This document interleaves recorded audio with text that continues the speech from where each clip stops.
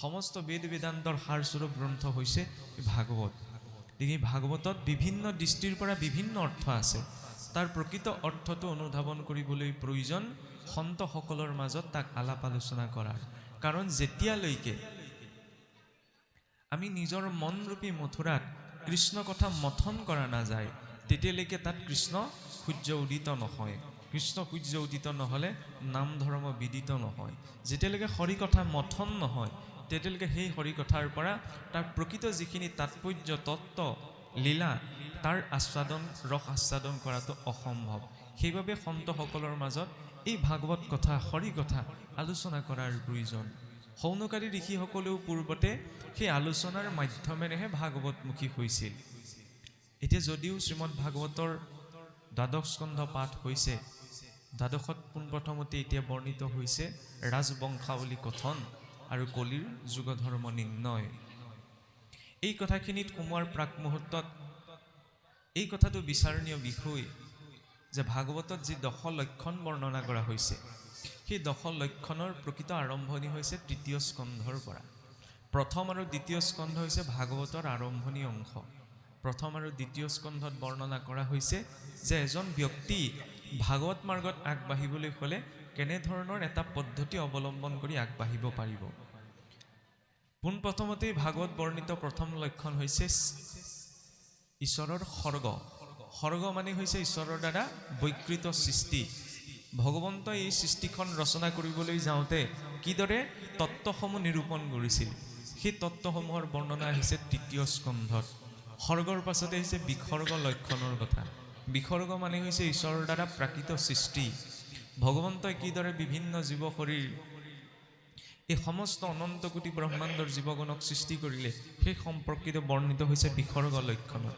স্থিতি, এই জগতখন ক'ত স্থিত হৈ আছে, উটি সৃষ্টিৰ আদিৰ পৰা বৰ্তমানলৈকে কি ধাৰাৰে এই সৃষ্টি প্ৰৱৰ্তন হৈ আছে। মন্বন্তৰ 14জন মনুৰ সাপেক্ষে সংসাৰত ঈশ্বৰৰ লীলাসমূহ ভিন্ন হয়। গতিকে প্ৰতিজন মনুৰ শাসনকালত প্ৰতিটো মন্বন্তৰ সাপেক্ষে ঈশ্বৰৰ লীলাসমূহ কি, সেই বিষয়ে আছে ভাগৱতত। ঈশানু কথা সহজ অৰ্থত ভাগৱত বুলিলেই বুজা যায় ভগৱানস্য লীলা কীৰ্তনম ইদম ভাগৱতম, য'ত ভগৱন্তৰ লীলা কীৰ্তন কৰা হৈছে। ইয়াক কোনে জানিব পাৰিব? আজি যিদৰে ভাৰতবৰ্ষৰ সাংবিধানিক মুৰব্বী হৈছে ৰাষ্ট্ৰপতিগৰাকী। ৰাষ্ট্ৰপতিগৰাকীয়ে দিনটোত কি কৰে কি নকৰে এইখিনি কোনে জানে? সাধাৰণ প্ৰজাসকলে নাজানে। যিসকল ব্যক্তি তেওঁৰ সৈতে জড়িত সেইসকলেহে জানে। ভাগৱতত কাৰ কথা কোৱা হৈছে? সমস্ত বিশ্ব ব্ৰহ্মাণ্ডৰ অধিনায়ক ভগৱন্ত কৃষ্ণৰ কথা। ইয়াক কোনোবাই কলে বুলিয়েই জানিব নোৱাৰে। তেওঁৰ অন্তৰত সেই পূৰ্বজন্মৰ কৃত পুণ্য থাকিব লাগিব, তেতিয়াহে তেওঁৰ অন্তৰত কৃষ্ণ কথা শ্ৰৱণৰ প্ৰতি জিজ্ঞাসাটো বৃদ্ধি পাব। আৰু সেই যাৰ অন্তৰত, কাৰণ যাৰো আছে পুণ্য অসংখ্যাত সিহে পাতে কৰ্ণ হৰি কথাত, যাৰ পূৰ্বজন্মৰ আৰ্জিত পুণ্য আছে তেওঁহে হৰি কথাত কাণখন দিব পাৰিব। আৰু তেনেজন পুণ্যশালীয়ে বাবেই হৈছে ভাগৱতত, কাৰণ যাৰ জৰিয়তে আমি সমস্ত বিশ্ব ব্ৰহ্মাণ্ডৰ অধিনায়ক ভগৱন্ত কৃষ্ণৰ আচৰিত লীলা গুণ সম্পৰ্কে জানিব পাৰোঁ। আৰু সেই বিষয়ে বৰ্ণিত হৈছে ঈশানু কথাত। ইয়াৰ পাছত হৈছে নিৰোধ। জীৱই নিৰন্তৰ জন্ম মৃত্যু জৰা ব্যাধি, ইয়াৰ জৰিয়তে আমি নিত্য নিৰন্তৰ ভ্ৰমণ কৰি আছোঁ। গতিকে এই জন্ম মৃত্যু প্ৰক্ৰিয়াটোক কিদৰে নিৰোধ কৰিব পৰা যায়, ৰোধ কৰিব পৰা যায়, সেই বিষয়ে আছে ভাগৱতত। ইয়াৰ পাছতে আহিছে মুক্তিৰ কথা। জীৱই এই জন্ম মৃত্যু জৰা ব্যাধিৰ চক্ৰটোৰ পৰা উদ্ধাৰৰ বাবে কাৰ প্ৰয়োজন? মুক্তি, মুখ্য প্ৰাপ্তিৰ। সেই মুক্তিৰ বাবে আমি আশ্ৰয়লৈ যাব লাগিব। কাৰ আশ্ৰয়ত গৈ সেই মুক্তি সম্ভৱ? সেই আশ্ৰয় লক্ষণৰ কথা বৰ্ণনা কৰিছে এই দ্বাদশ স্কন্ধই। ৰজা পৰীক্ষিতে যি স্কন্ধত 7 দিনৰ পাছত পৰম মুখ্যৰ জ্ঞান লাভ কৰিছিল।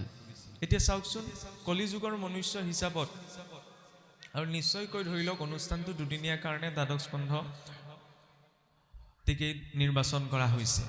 গতিকে এই দ্বাদশ স্কন্ধৰ পোনপ্ৰথম প্ৰসংগতে হৈছে কলিৰ ৰাজবংশাৱলী কথন।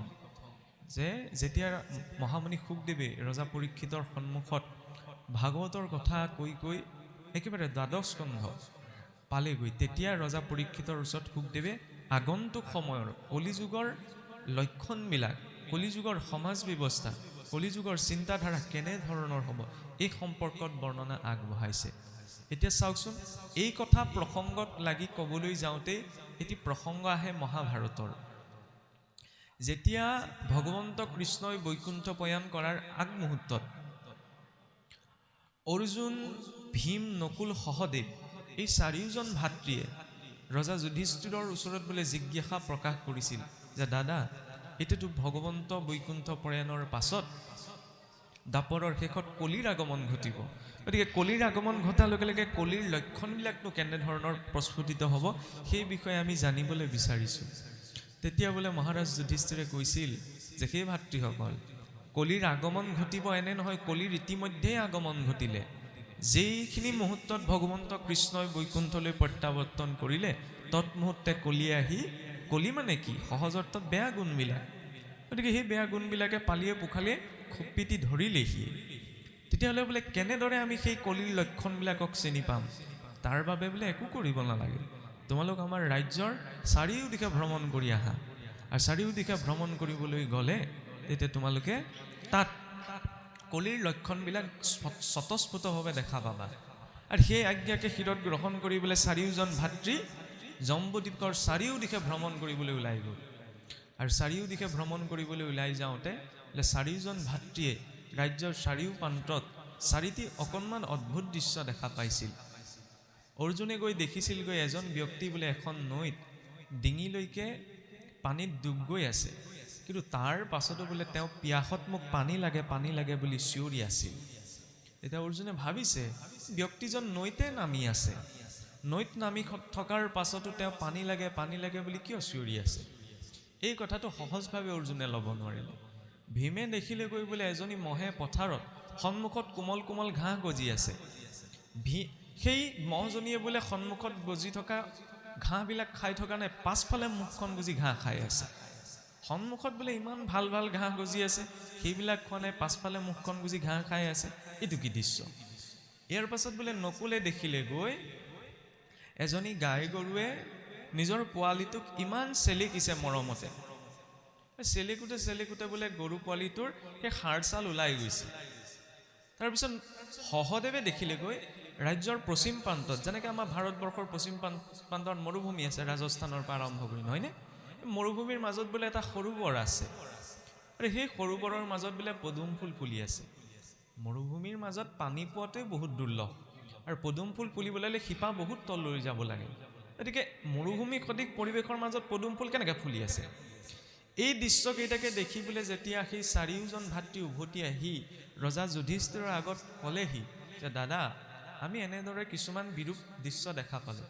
এই যুধিষ্ঠিৰে কৈছে বোলে সেয়াই কলিৰ লক্ষণ। বোলে কেনেদৰে? এই যিজন ব্যক্তি নৈত ডুব গৈ আছিল পানীত এডিঙিলৈকে, অথচ পিয়াহ লাগে বুলি তেওঁ চিঞৰি আছিল। কলিত এনেকুৱা ধৰণৰ প্ৰবৃত্তিয়ে বৃদ্ধি পাব। ধন, যশ, পদ, মৰ্যাদাৰ এডিঙিলৈকে ডুব গৈ থকাৰ পাছতো কেতিয়াও মানুহে নিজে তৃপ্তি হৈছোঁ বুলি ক'ব নোৱাৰে, যে অতৃপ্ত বাসনাটো কলিত ৰৈ থাকিব। জুইকুৰাত যিমানে ঘিউ ঢালি দিয়া যায় সিমানে জুইকুৰা দপদপকৈ জ্বলি যায়। গতিকে ইয়াত বহি থকা আমি কোনো লোকে মোক আৰু একো নালাগে, হৈ গ'ল, এই কথাষাৰ কিন্তু কোনেও ক'ব নোৱাৰোঁ। সেইটো হৈছে বাস্তৱিকতা। কিয়? সংসাৰখনত যত যিমান ভোগৰ মাধ্যম আছে অপূৰ্ণ। কেনেকৈ অপূৰ্ণ? আজি কাৰোবাৰ গৃহত সন্তান এটি জন্ম হৈছে, জন্ম হোৱা দিনাৰ আনন্দ ছমাহ বছৰিকলৈ কাৰো গৃহত একেই নাথাকে। কোনোবাই চাকৰি এটাও যদি পাইছে, পোৱা দিনাৰ আনন্দ ছমাহ বছৰিকলৈ কাৰো গৃহত একেই নাথাকে। কিন্তু আজি অত বছৰে আমি একে ভাগৱতকে পঢ়ি আহিছোঁ, কোনেও ক'ব নোৱাৰে যে ৰাম ৰাম কৃষ্ণ কৈ আমনি লাগিছে। একে ঘোষা আমি পাঠ কৰি আহিছোঁ। এইটো কথা বেলেগ যে ঘণ্টাৰ পিছত ঘণ্টা বহি থাকিলে আপোনাৰ শৰীৰটো অৱশ হৈ যাব পাৰে, কিন্তু আকৌ যদি সেই ভগৱন্তৰ দিব্য গুণলীলাসমূহ শ্ৰৱণ কীৰ্তন কৰা যায় ভাৱপূৰ্ণ হৈ, তেতিয়া তাত সেই আনন্দটো অনুভৱ কৰিব পৰা যায়। এইটোৱে হৈছে, এটা হৈছে ভৌতিক আনন্দ, এটা হৈছে আধ্যাত্মিক আনন্দ। ভাগৱতে এইটো কোৱা নাই যে আধ্যাত্মিক আনন্দ পাবলৈ হ'লে আপুনি সংসাৰখন এৰি ক'ৰবালৈ যাবগৈ লাগিব। সংসাৰত সংযমী হৈ ভোগ কৰাটো হৈছে ভাগৱতৰ বিধান। ইয়াৰ পাছত যে দেখিছিল এই ভীমে এজনী মহে সন্মুখত গজি থকা ঘাঁহবিলাক নাখাই পাছফালে মুখখন গুজি ঘাঁহ খাই আছে। বোলে কলিত এনেকুৱা ধৰণৰ প্ৰবৃত্তিও বৃদ্ধি পাব যে ধৰ্মৰ মাৰ্গেৰে যিটো অৰ্জন হৈছে তাত মতি নাথাকে, অধৰ্মৰেও কিবা এটা অৰ্জন কৰিব পাৰিনি তালৈ চিন্তা থাকিব। মই নিজৰ ভাষাৰে কৈছোঁ যেনিবা, বোলে টেবুলৰ ওপৰত পোৱাগিটাই নাটেগে, টেবুলৰ তললৈও আশা থাকিব। বুজি পাইছেই চাগে কি ক'ব বিচৰা হৈছে।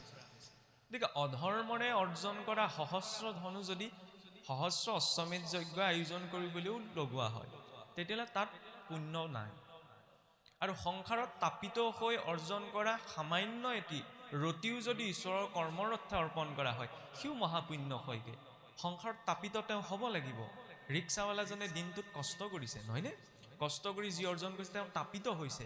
তাপিত হৈ যি অৰ্জন কৰিছে তাৰ পৰা যদি এক ৰতিও ঈশ্বৰৰ অৰ্থে লগাইছে, সেইটো মহাপুণ্য হ'ব। কিন্তু মই যদি বহুত অধৰ্মৰে বহুখিনি অৰ্জন কৰাৰ পাছত সেই বহুখিনি অৰ্ধাংশও ধৰ্ম কৰ্মত লগাই দিওঁ, তাৰ পৰা কিন্তু সেই পুণ্য প্ৰকৃত ফলটো মই পোৱাৰ পৰা বঞ্চিত হ'ম। গতিকে কলিত এই মানসিকতাবিলাক বৃদ্ধি পাব। আৰু চাওকচোন তৃতীয়তে কি দেখিছিলগৈ, এজনী গৰুৱে নিজৰ পোৱালিটোক মৰমতে ইমান চেলেকিছে বোলে হাড় ছাল ওলাই গৈছে। এতিয়া বোলে কলিযুগত এই ৰজাসকলেও বুজি ল'ব লাগিব আৰু নিজৰ মতে, নহয়নে? ৰজাসকলেও বোলে প্ৰজাক মৰমৰ চলৰে চেলেকি চেলেকি হাড় ছাল উলিয়াই দিব। বৰ্তমান দেশকালৰ পৰিস্থিতি সেইটোৱেই। একেবাৰে শেষত যে সহদেৱে দেখিছিলগৈ এখন মৰুভূমিত পদুম ফুল ফুলি আছে। কলিত বোলে চাৰিওফালে যদিও অধৰ্ম বৃদ্ধি পাব, চাৰিওফালে হিংসা, নহয়নে, ধৰ্ষণ, বলাৎকাৰ, এইবিলাক কিমান জঘন্য কৰ্ম, এইবিলাক যদিও বৃদ্ধি পাব, তাৰ মাজতো কিন্তু ধৰ্ম থাকিব। তাৰ মাজতো কিন্তু ধৰ্মক ধৰি থাকিবলৈ সৎলোকৰ আবিৰ্ভাৱ হ'ব, তেওঁলোকে ধৰ্মক ধৰি ৰাখিব। আজি চাওকচোন গোটেই পৃথিৱীখনত চাবলৈ গ'লে কিমান অপ্ৰীতিকৰ অশান্তি পৰিস্থিতি, নহয়নে? তাৰ মাজত কিন্তু আমি অসমীয়াসকল বহুত সুৰক্ষিত হৈ আছো। বিশেষকৈ যদি সাম্প্ৰতিক পৰিস্থিতিৰ লগত মিলাই যদি আমি ক'বলৈ যাওঁ, চাওকচোন আজিৰ পৰা 2-2.5 বছৰ আগত কৰোণাৰ সময়ত যিটো পৰিস্থিতি সৃষ্টি হৈছিল, আমাৰ অসমতো স্পৰ্শ কৰিলে। কিন্তু আপোনাৰ মোৰ বংশ পৰিয়ালত ইমান হাহাকাৰ নালাগিল যে নাখাই নবৈ কোনোবা মৰিব লগা হ'ল, নাখাই নবৈ কোনোবা বহুত আমাৰ অসমীয়া মানুহেতো আপোনাৰ কি ক'লে আগফালে নোলায়, পাছফালে ধৰি লওক ওলাই পেলাই কথা পাতি সেই দিনকেইটা পাৰ হৈ গুচি গ'ল, হয়নে? কিন্তু বাকী বিশ্বত যিটো পৰিস্থিতি সৃষ্টি হ'ল, দিল্লীত অক্সিজেনৰ এটা চিলিণ্ডাৰ কিনিবলৈকে 7,000-8,000 টকা খৰচ কৰিব লগা হ'ল। আপোনাৰ মোৰ বাবে ইমানখিনি কষ্টকৰ পৰিস্থিতি সৃষ্টি নহ'ল। কিয়? অন্তত মানুহখিনি যেনে তেনে পাকে প্ৰকাৰে হ'লেও ঈশ্বৰমুখী কৰাৰ ব্যৱস্থাটো আছে। সেইবাবে ঈশ্বৰমুখী ব্যৱস্থাটো লাগে। যদিও কলিক অধৰ্মৰ যুগ বুলি কোৱা হৈছে, কিন্তু তাৰ মাজতো যদি ধৰ্মক ধৰি ৰখা হয়, তেতিয়া সেইজন ব্যক্তিয়ে বাহ্যিক ৰূপত কলিযুগত থাকিলেও আন্তৰিকভাৱে সত্য যুগৰ দৰে এটা জীৱন যাপন কৰিব পাৰে। সত্য যুগ মানে য'ত পবিত্ৰতা আছে, য'ত দিব্যতা আছে, য'ত সংযম আছে, নহয়নে? গতিকে আমাক কেনেকুৱা জীৱন লাগে? এটা শুদ্ধ সাত্বিক জীৱন। আৰু সেই শুদ্ধ সাত্বিক জীৱন প্ৰদানৰ বাবে ভাগৱতৰ মাৰ্গদৰ্শন। আৰম্ভণিতে কি ক'লে? ভাগৱতত পদ, যশ, মৰ্যাদা, মান, সন্মান, বিত্ত এইবিলাক পোৱাৰ কথা নাই। পৰীক্ষিত মুখ্য কথা 12 স্কন্ধৰ। ৰজা পৰীক্ষিতৰ মুখ্য কথা। ৰজা পৰীক্ষিতে কি পাইছিল? মৃত্যুৰ বাবে অভিশাপ, মৰিবলৈ অভিশাপ পাইছিল। কিন্তু সেই মৃত্যুকো ৰজা পৰীক্ষিতে মুখ্যলৈ ৰূপান্তৰ কৰিব পাৰিলে। কিয়? এনেতো নহয় যে 7 দিন 7 ৰাতি ৰজা পৰীক্ষিতে ভাগৱত শুনাৰ পাছত তক্ষক তেওঁৰ ওচৰলৈ অহা নাই, তক্ষকে তেওঁ দংশন কৰা নাই। আমি সকলোৱে জানো যে 7 দিন 7 ৰাতি ভাগৱত শ্ৰৱণ কৰাৰ পাছতো ৰজা পৰীক্ষিতৰ ওচৰলৈ কিন্তু তক্ষকৰ আগমন ঘটিছে। আৰু সেই তক্ষকে দংশন কৰিলতে কি হৈছে? ৰজা পৰীক্ষিতে শৰীৰ এৰিছে। তেতিয়াহ'লে মৃত্যুটোক আঁতৰাব পাৰিছে জানো? ভক্তি এই কাৰণে কৰা নাযায় যে মোৰ জীৱনত যিমানখিনি গ্ৰহ দুখ, কাল দুখ, দৈৱ দুখ আছে, এইবিলাক মোৰ জীৱনৰ পৰা আঁতৰি থাকিব। কাৰণ আমাৰ সৰহসংখ্যক মানুহৰ মনৰ চিন্তাটো হৈছে কি? ধৰ্ম এইকাৰণেই কৰিব লাগে, ভক্তি এইকাৰণেই কৰিব লাগে যে জীৱনৰ দুখখিনি আঁতৰি থাকে। সেইকাৰণে ভক্তি কৰা নাযায়। ভক্তি কিয় কৰা যায়? যে জীৱনত যিমানখিনি দৈৱ দুখ, কাল দুখ, এইবিলাক কি? নিজৰ কৰ্ম সংস্কাৰ, যিবিলাক পাব লগা আছে সকলো আহক জীৱনলৈ, কিন্তু মোক বিচলিত কৰিব নোৱাৰে। সেইকাৰণে ভক্তি কৰা যায়। নহ'লে চাওকচোন ভক্ত প্ৰহ্লাদ নিজৰে পিতৃৰ পৰা 5 বছৰ বয়সতে ইমানখিনি কষ্ট পাইছে, তাৰ 1% কষ্টও আপুনি মই জীৱনত পাইছোঁ বুলি ক'ব পাৰোঁনে?